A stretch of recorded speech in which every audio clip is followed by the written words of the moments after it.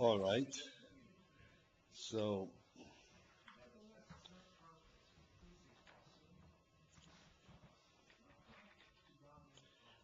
we are, as I recall it, in the bottom third of the page. Ein Hey. Amo B'chinas Anoichi, right?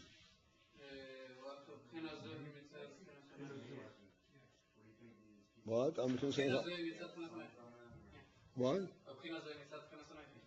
One starts with Gvul, and next with the line starts with Gvul.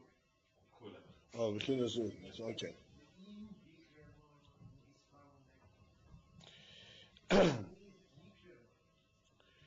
Yeah.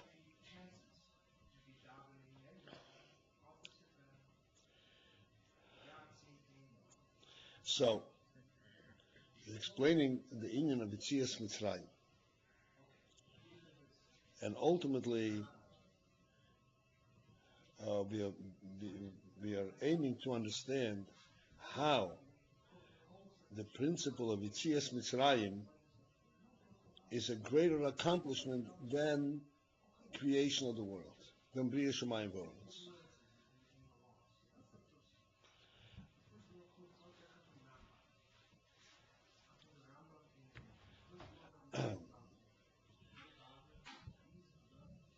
In essence, what we have said so far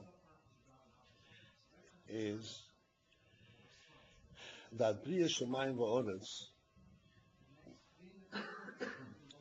represents, it's definitely a miraculous thing that Rebbe created in the world, and it shows the Inyan Ha'Elokus that is able to create Yesh Me'ayim.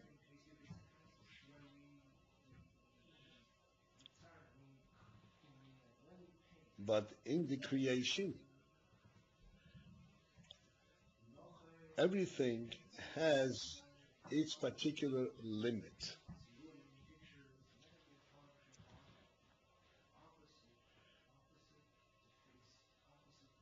And this is the principle of Mitzrayim. Mitzrayim is the pshat, everything having its particular mitzvah. Mitzrayim is from the word mitzorim ugvulim, boundaries.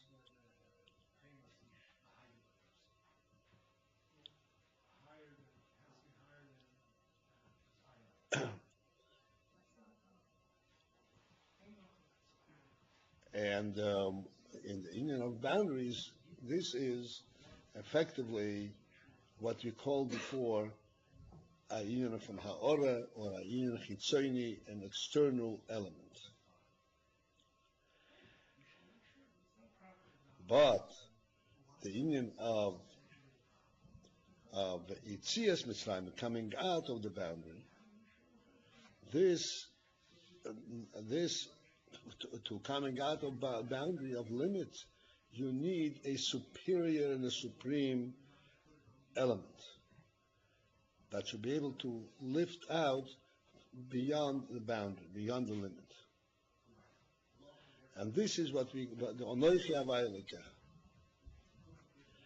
So, before we go on, I want to put this a little bit in perspective. It should not be just, boundary words.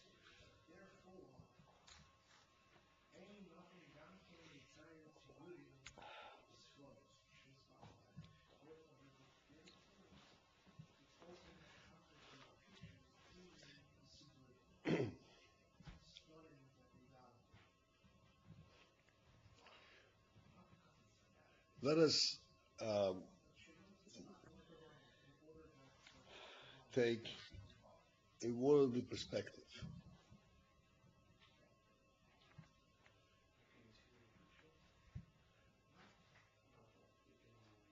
In the world, there are many creatures. There are the animals, and there's the human being.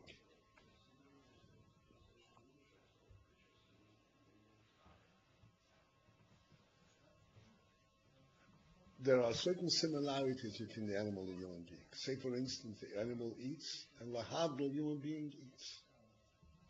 And I eats.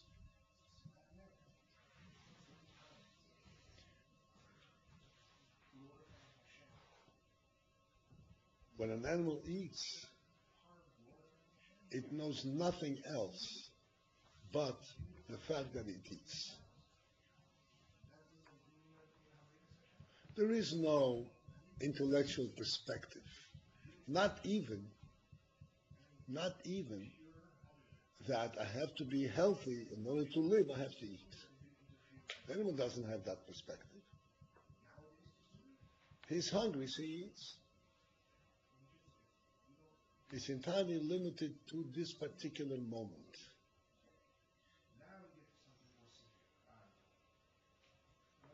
A human being,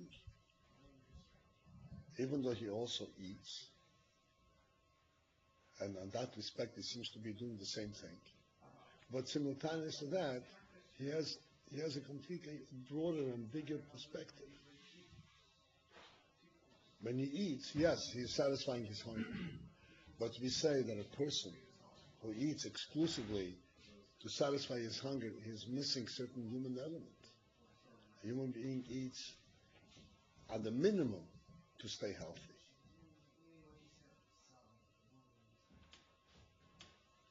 And slightly above that, why does he want to stay healthy? So that he can do human things. Like the story he told a little while ago, quite a while ago. The story is like a very, so to speak, simple, flat story, but it carries a big message. The story is by the Rebbe Rashab. When he was a child, he had a brother, the Razah. He had an older brother, the Razah. And they were debating between themselves, what's the difference between a Yid and a Goyla? They had children, they were debating.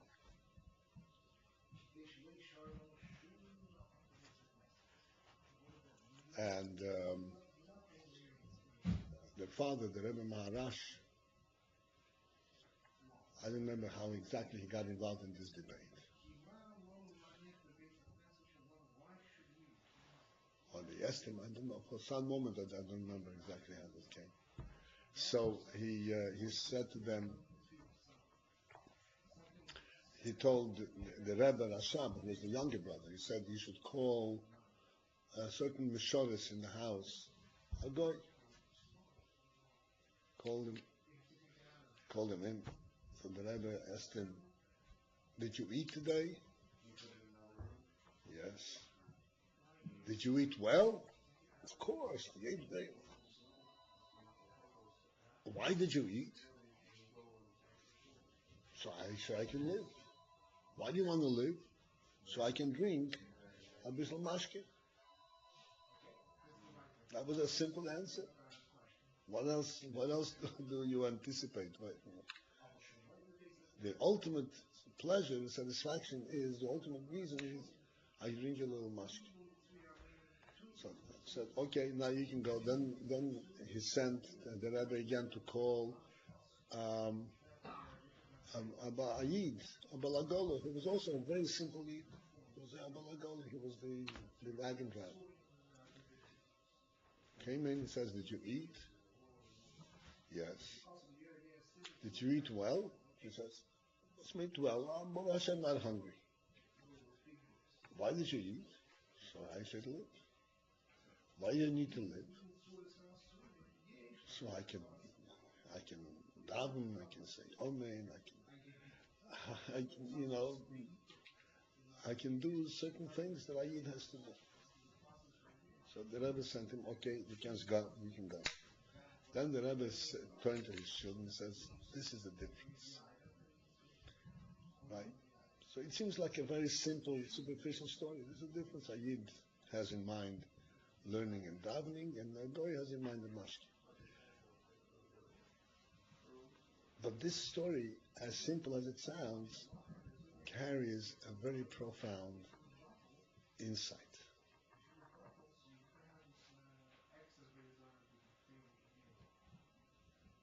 The Rebbe could have explained to his children without calling the Goy and Lahavah the Yid. Could have told them, this is the difference.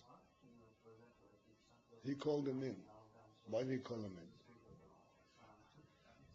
Because the difference as it came out, what was observed, was not just we think so, it seems that way. They saw firsthand that the reason that Ayid says that I'm eating in order to be healthy, and I have to live in order to be able to say specific Tehillim.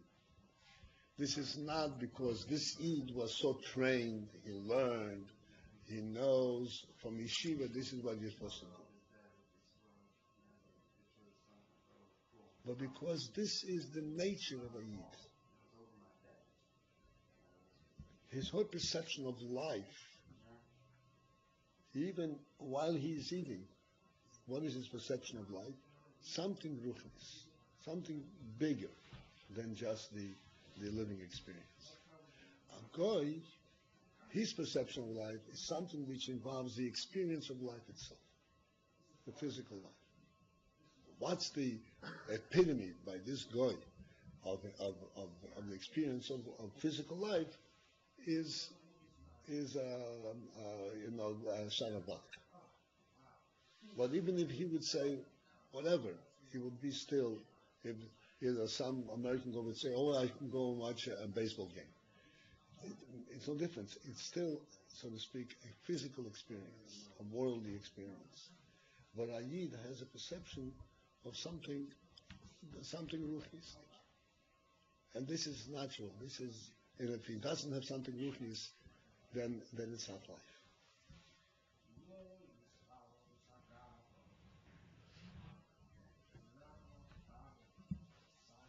So that, but this, the point of this is that there is what's called mitzorim ugvul. There is the boundaries. Everything in the world has its boundary. And if you stick to the boundary, then it becomes exclusively worldly. Then there is an element that takes you out of the boundary, of the limits of the world.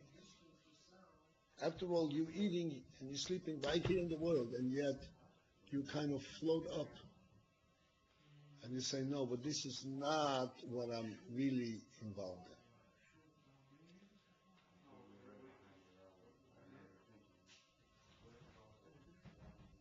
To experience physical life is something which is, so to speak, within the worldly boundary. You think something, it's a tangible thing. You can say, oh, this is what I'm going to do.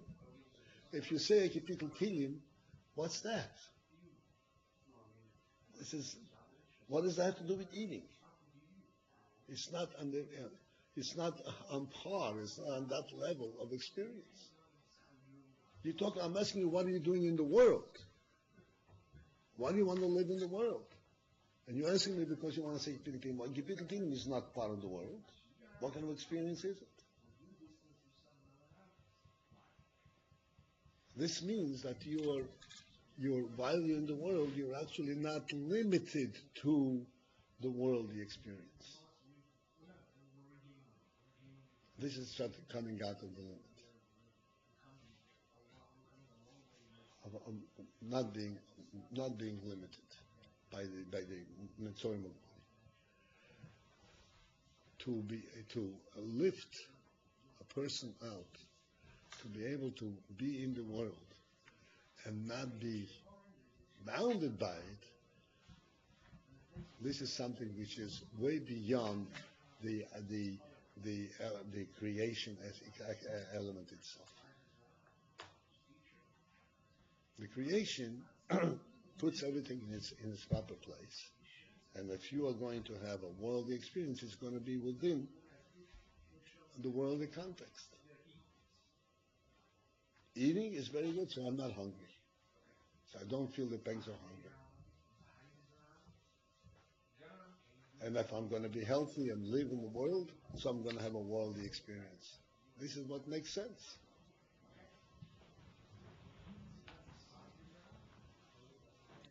And this is what I was explaining. Mitzorim Ugvulim does not mean only Klipas Mitzrayim, evil.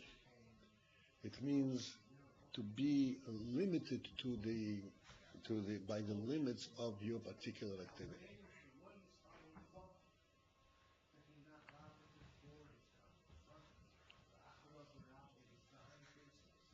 And this is something which shows in a person, just like in the motion I gave you now.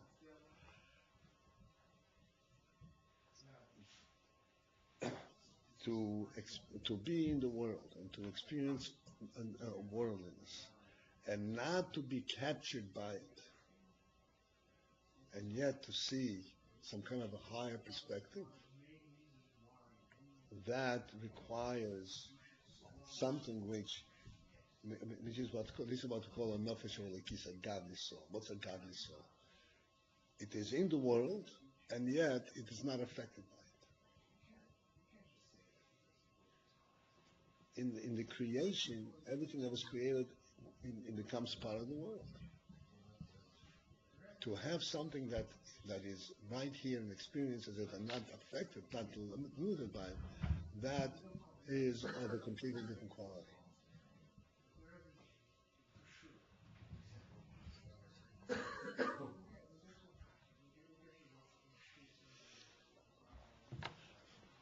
Having said that, I want to just pose a question to you, and this was going to help us understand what we're going on. A human being is alive physically, and this physical life, this is the neshama, right? There's a neshama that gives a person alive. To keep the neshama in the goof, you have to eat and sleep and be healthy and so forth, and the goof has to be healthy and the blood stream has to move around.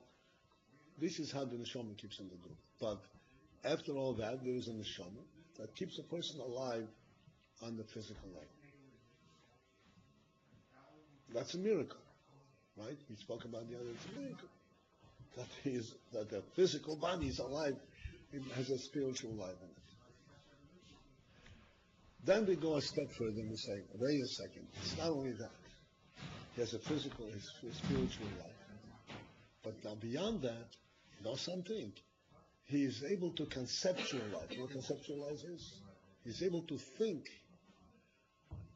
of things which are not worldly at all. He can think of a neshama, he can think of good and bad, he can think of God. Something which is not tangible, not worldly at all, not physically experienced. And yet he can think of it, and he can conceptualize it, and he can relate to it. So I want to ask, we should now think to ourselves and say, okay, which one of these two elements in the person, these two aspects of the neshama, that which makes his body alive, or that which allows him to think beyond his body, beyond the physical world, and to see the limits of the physical world, and to see how the physical world, how there is really something which is beyond the physical world. Which one of these is a greater element, a greater revelation, a greater neshama quality, greater neshama power? The neshama who lives the body. Excuse me? The neshama was make the body alive.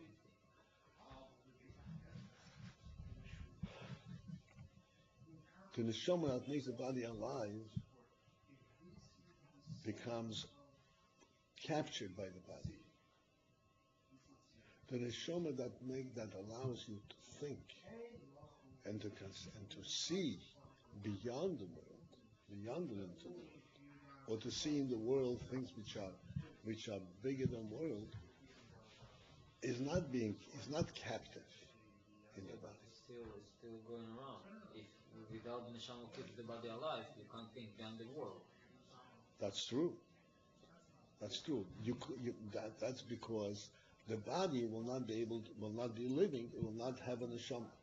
But I'm talking about the neshama element itself. The neshama element itself. Sure, you need to live in order to have the neshama element itself. The neshama that makes the body alive, and the neshama that allows a person to think of godliness, which is a greater godly, which is a greater neshama element. Neshama itself, every aspect of neshama is something which is miraculous to us. Which one is a bigger miracle? The animals are also alive. Huh? The animal salt also make the animal alive, so it's not no different the person alive or animal alive. But this part that you can Something that a completely different thing. This is why we all understand that an animal, okay, an animal's alive. You have to be careful not to give him pain unnecessarily and all that. But you don't mourn if an animal dies. You can go and kill an animal to eat. These days, people mourn after their dogs. That's right. Terrible. Okay. But a human being, this is a whole world. This is a tragedy. A tragedy. You get shocked. Oh, he passed away. Wow. Even if he is a 95-year-old man or a 120-year-old man, everything. A person dies. It's something which hurts because it's a person represents something which is higher than body, even though he is in the body. So what happened to his neshama? Where did it go? And then we say, well, the neshama continues to live forever and all that, because you could see right away that this is something greater than body, greater than giving life to the body. So the godly revelation that was revealed in creation of the world, comparison to the godly revelation that was revealed in lifting Eden out of Mitzrayim. This is what we're saying. It's completely different godly revelation. Completely different power. I'm sorry. What happened? I was walking a lot. You worked a lot. You want to get yourself a cup of coffee? No? I know. Tea? Water? Hot water? I was Huh? kind of worried. Get a little drink or something. Keep yourself fresh. Punkt now, we're first beginning to dig into this. You can get yourself a cold drink.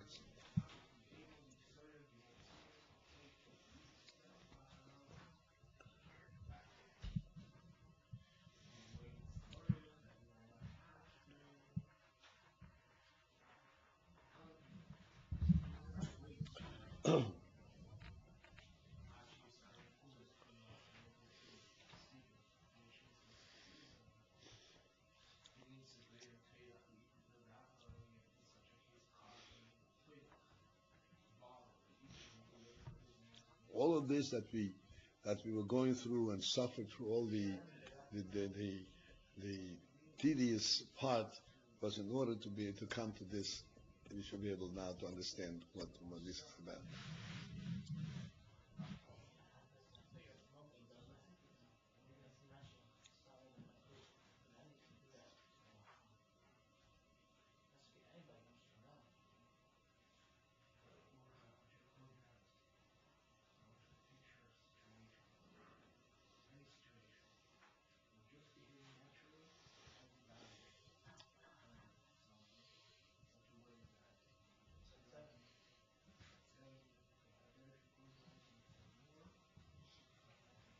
Okay.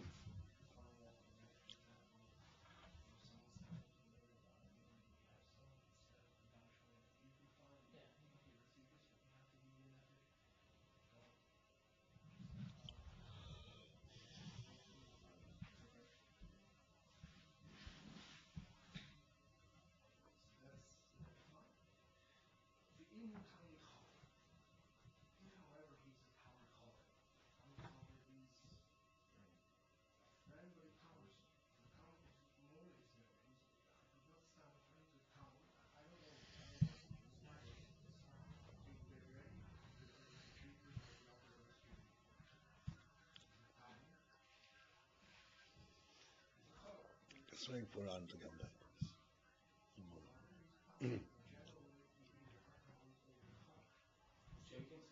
Huh? What did you say? The chickens are peers? No. I'm just waiting for him to come. He didn't come back in the minute.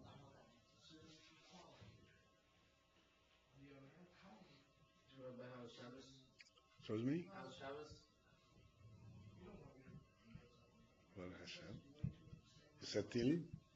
Yeah. The whole Tilim? No. Abyssal?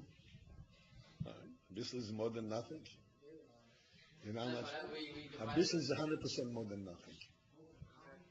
No, we divided a sefer, so it's like What? a whole sefer. We divided a sefer, so it's like each one said the whole sefer. Oh yeah? I said the whole sefer together. Which sefer did you have? I didn't do a whole sefer. I did like You said Abyssal of a sefer. Huh? I have the Kufri Testament, so it's also... Kufri Testament, that's Sefer Hamish. What? From Kuf Zayin until Kuf. That's right. Sefer Hamish. Next time, if you divide out there, say, I'm going to take Sefer Revi. It's the shortest. All right, good. We're back. Okay. Okay. Now, one more point, and then we go right.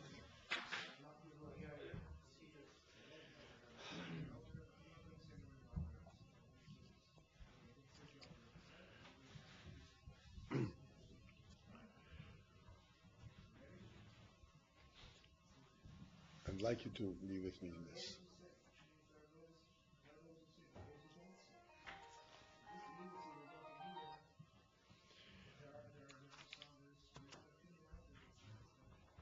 We all recognize, and we all have a Muna.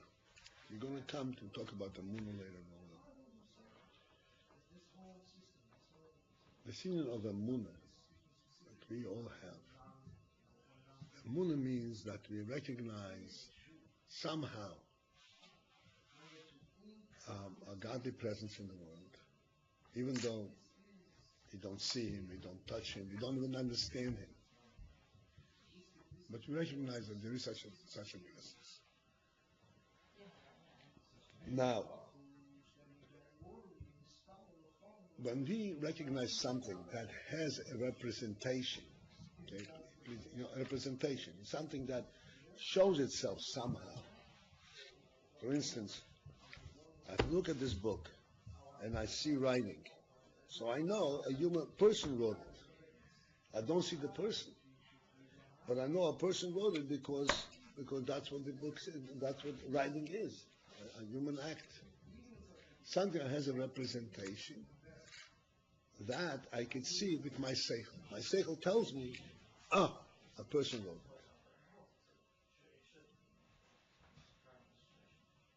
So I can trace it back. When I trace it back, I can say, well, how did this happen? It happened because a person wrote it. So anything that I see in the world that I can trace it back, I can see this through my seichel. If I see that like I said, the sefer, if I see this table set up in a certain way, I know that a person set them up. I can trace it back. It makes sense to me. What if I say, Amunah, I believe that the Rebbeinu is there, and the Rebbeinu is with me. The Rebbeinu is all over the world. There is nothing in the world that makes me trace it back and say, I could see that in the world. Nothing. Everything in the world traces back to another part of the world. Like I said, I have writing, so there's a person in the world who wrote it. There is ink and paper, and I can trace it back to an earlier stage, and then still an earlier stage. But if I say there is something, there is a Rebbeinu, and there is nothing that is representative of it in the world, how do I perceive that? This is why do I perceive it? This is not something that the world itself makes me see. This perception comes from an element in me, in the person, that is in itself higher than world. This is why Emunah is something which is really part of the neshama. Because I have a neshama, that's why I believe. Not because of my experience in the world, not because of my studies, not because of my learning, but because I have a neshama. This is why Emunah is present in a child and an adult. You don't have to learn. This is the reality. This is part of the neshama. It's something which is high.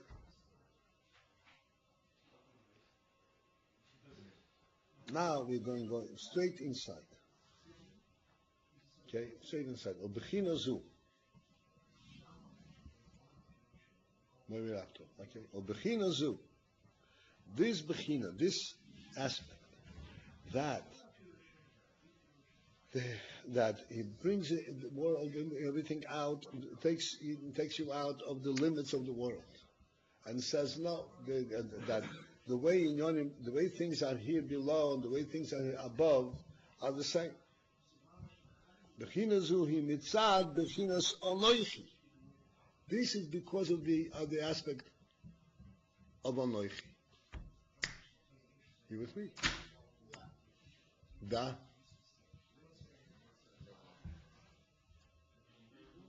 Okay, but not here.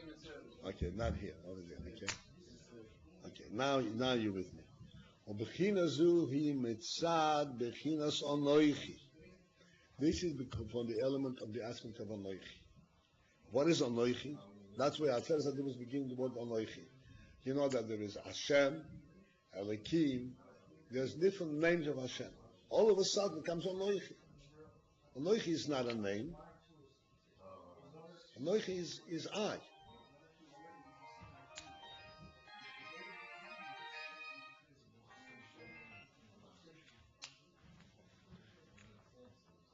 What is this Onoichi? What is this referred to? Shehu l'mayla migeder gvul u'mokim. Onoichi is above the whole aspect of gvul u'mokim, of limit and place. Just like I said before, in terms of the neshama of a person, that a person can conceptualize and see things which are not represented in the world. See from a higher perspective. That shows that he has a higher element. Not Seichel. Seichel can see things through a logical process. Logical process has to have a place in the world. But that's which I see, that's the way I see it. That's the way I believe. This is something which shows that there is a higher element in the person. The similar Indian is what we're learning here, that when the Rebbe came and he took Eden out of Mitzorim, of limits, and he changed the whole status of the world, that there's a possibility that in the world there should be a gili, a recognition of godliness that completely is above worldliness. Not a godliness that creates the world, but godliness per se, independent, the higher element of this is mitzad bechinas onoichi. Shula ma'ala megeder gulam mokem, which is above the whole parameters of gvul mokem, of limit and place. Yochel li is gili alakus. Because of this element, it is possible there should be a godly revelation and recognition. Gam lamato k'may lamayla. It's possible that he lamato, in the physical world, you should recognize godliness in the same way as you recognize above. K'may lamayla, just as above.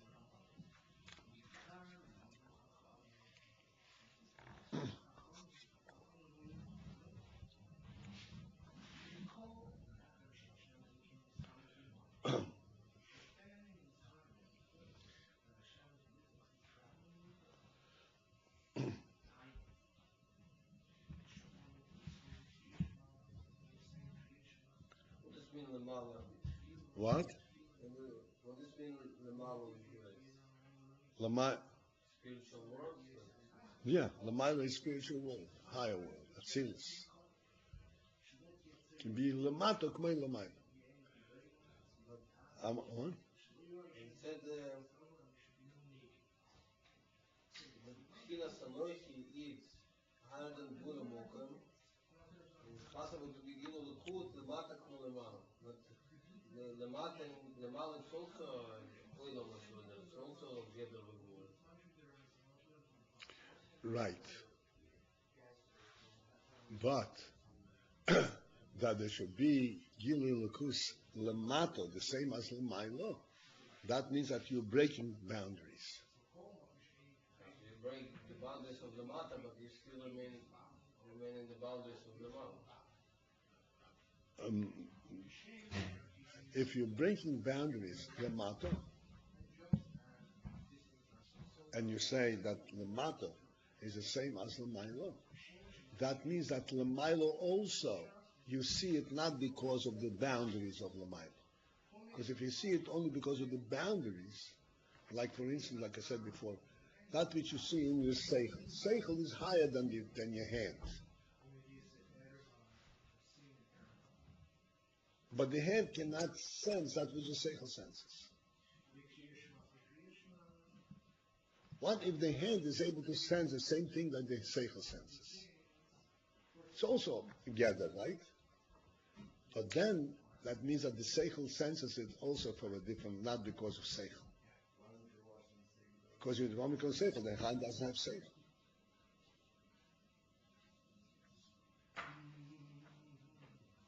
We'll still talk about this. You understand what I'm saying? It's like there's a Maimar Barashbi. It says that he was answered to holding it to the Tanoim, but the same thing, he was answered to them, but Hashem was answered to him.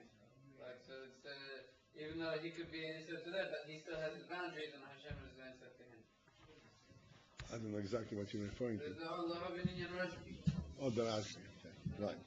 Like Yeah, of course.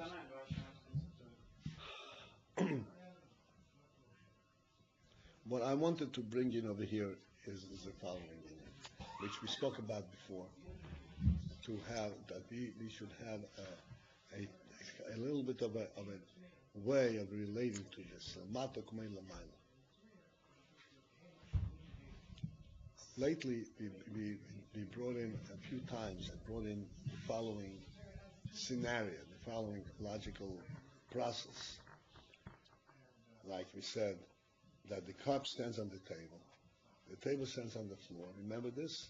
The floor is,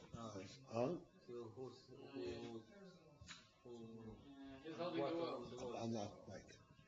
The floor is held up by the wall is held up by the foundation is held by the earth, and the earth is held up by godly will. God is holding up the. There is no gravity in the cosmos. Like in cosmos, it doesn't matter it's the mal or the matter. It depends like on gravity. Since the cosmos is open. No, but the earth. What's keeping the earth in place? In proximity to the sun, proximity to the star, proximity to everything. What's holding everything up? Ultimately, it's God's will that the world should be like this. It's not.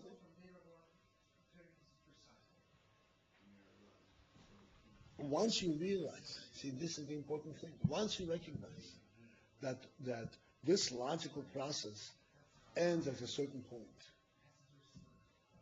and then you go beyond that and say, "Oh, wait a second, the whole it's not that. It's not a logical process. You can't explain it logically." What happens then? Then you start tracing it back, and you say, "You know what? If that's the case, then in real truth, then you have a different perspective. In real truth, this cup is held up by the table, not because the table is holding it up. There's no logical reason why the table should hold it up. It's held up by the table because the Rebbe wants it up. The Rebbe wanted that it should be an orderly world, and you should be able to sit by the table and keep the book in front of you and have a cup in front of you. The whole order in the world really represents a godly will. It's not a natural thing. It's not the world doesn't force it. Sure, while you are in so to speak, within the worldly boundary, that's how you see it. But if you go beyond and you see the real truth, then you say, nature itself is there because that's where the Rebbe wanted. Nature itself. There's a godly element in nature itself. There's a lot to speak on this. Just want to give you a little bit of a perspective. So what happens then?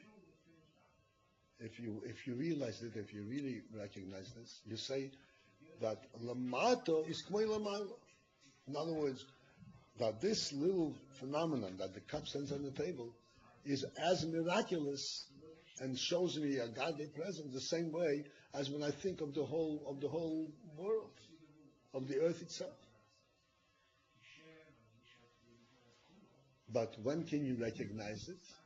You can recognize it only when you go a little bit beyond the limits of the world.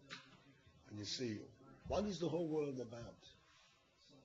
What does it mean the earth is standing on nothing? It's standing not on nothing. It stands on God's will. This is the way God wants it. So if you come to the point that it's God's will, then everything is God's will.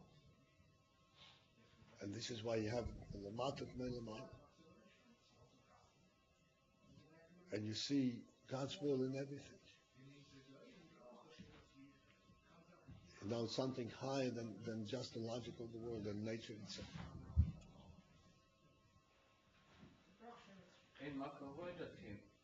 Excuse me? That's it. You know the story? You got the story? Yeah, well, it's not an inconvenience. It's on a certain level, in logically, in Seichel, that's how it is. But then there is a higher than Seichel. You know the story of the Alter Rebbe? The Alter Rebbe was in prison. And he was in the prison. And they would take him, it was a high security prison. High security prisons are surrounded by water. Even here, they're surrounded by water so that the prisoners should be able to run away. Huh? Like in Francisco. Right. Surrounded by water. So they used to take him by a boat to interrogation. The interrogation took place in the courthouse, in the palace. He used to take him by boat for interrogation. So one time he was in this boat, and it was time to be Mekadosh Levana. So he asked the driver, or whatever, the commander, to stop the boat so he could be able to Mekadosh Levana. You heard the story?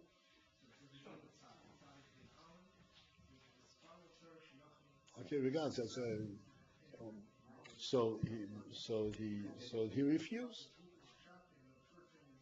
He refused. After I asked him again, and he refused again.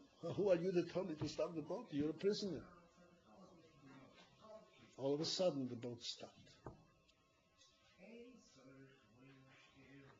Boat stopped? What does it mean the boat stopped? The wind goes on, everything, and he can still. He is rowing, and the boat is not moving. So then he realized that he's not going to play a game.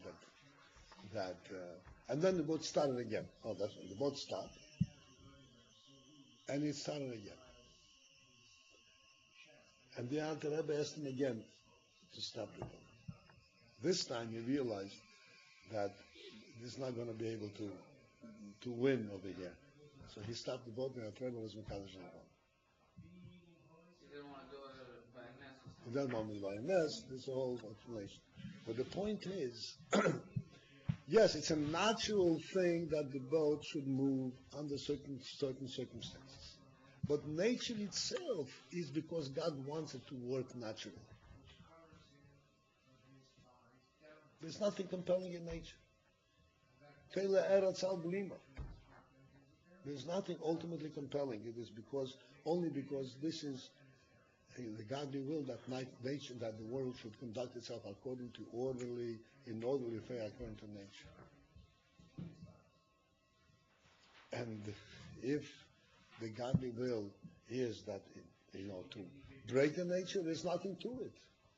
Nature ceases to function. Nothing compelling about it. Because ultimately it's Blima.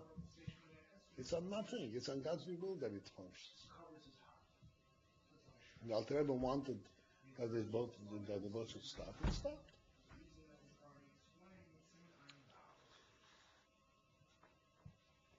So this is possible to comprehend, possible to be only from a higher source than that which is limited, so to speak, in the process of creating the world, which is according to the limits of the world. After all, the Rebbe did want a limited world, but then ultimately he wanted within this limited world we should recognize that which is above limit. This is the union from Yitzias Mitzrayim. As we shall see, the Rebbe took us out of Mitzrayim. This was not just one-time thing. He changed the whole structure of the world. Yitzias Mitzrayim changed the whole thing. He brought Torah in the world, and Torah represents the godly will in the world. Elevated the whole Mitzvah, the whole world. That was possible. This revealed the union from Anoichi, something which is in itself l'matok me'lamayim. It's not. There's no distinction at all. Doesn't see the difference between l'matok me'lamayim. Nature is not compelling in and of itself. The reason nature functions is because it's according to God's will. That's all. So this is why it was by Matan Torah it started on Loichi.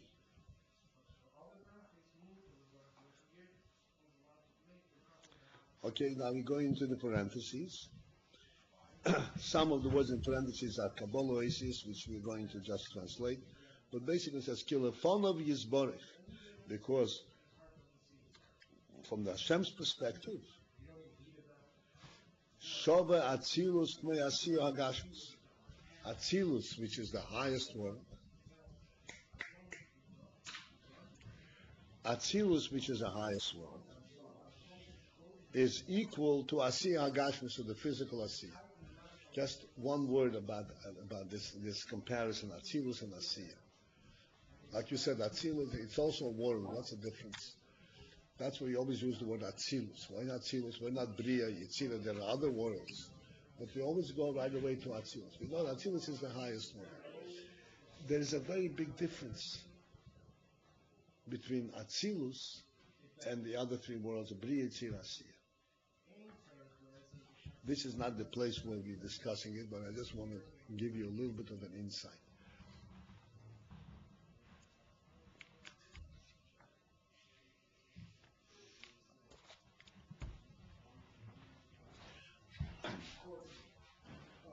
I'll try to, quick, because we are a little familiar, and this is not the place where we're learning it, but I just want to give you a little bit of a handle on this.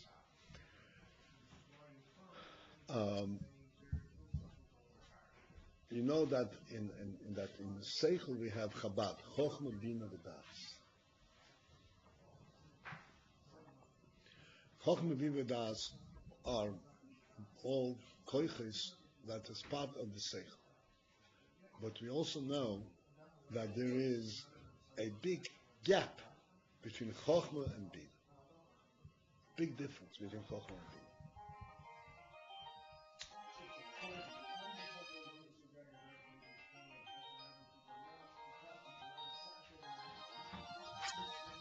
That is right, 1 second. Yankiv? Yeah, I don't know. Ich jibis Rashid, ich kann nicht mit uns liegen, ein bisschen spät. Okay, I'm sorry.